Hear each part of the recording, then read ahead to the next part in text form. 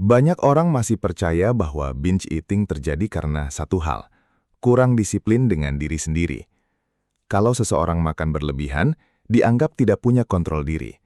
Lalu solusinya selalu sama, diet lebih ketat, lebih kuat menahan diri, lebih keras pada diri sendiri. Tapi masalahnya, pendekatan itu sering tidak menyelesaikan apapun. Karena banyak orang tidak binge eating saat lapar.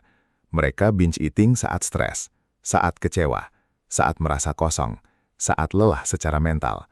Dan ini penting, karena itu berarti masalahnya bukan hanya makanan. Sebuah penelitian dari University of Washington yang dipublikasikan di jurnal Eating Behaviors meneliti hampir 700 mahasiswa. Hasilnya jelas, kesulitan mengatur emosi berhubungan kuat dengan binge eating, bahkan setelah faktor diet dan body image diperhitungkan. Artinya, orang tidak selalu makan karena tubuhnya lapar. Kadang mereka makan karena kondisi emosinya kewalahan. Penelitian ini menemukan dua pola utama. Yang pertama, banyak binge eater merasa tidak punya cara sehat untuk menenangkan diri saat emosi berat muncul. Makanan akhirnya dipakai sebagai alat coping, bukan karena solusi, tetapi karena cepat dan sementara. Yang kedua, mereka sering kesulitan mengenali emosinya sendiri.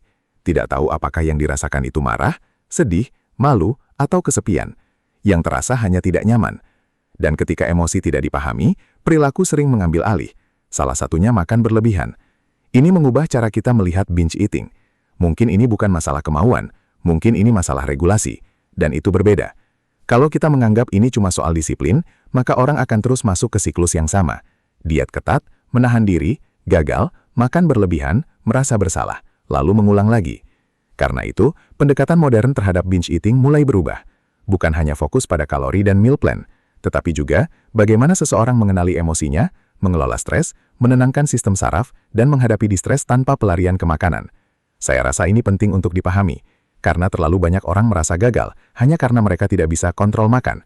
Padahal mungkin yang belum pernah mereka pelajari adalah bagaimana menghadapi emosi yang sulit tanpa menggunakan makanan. Dan itu bukan kelemahan diri, itu keterampilan yang belum pernah ia pelajari. Saya Juli Triharto, founder Mind Slim Program untuk Mind After Midnight.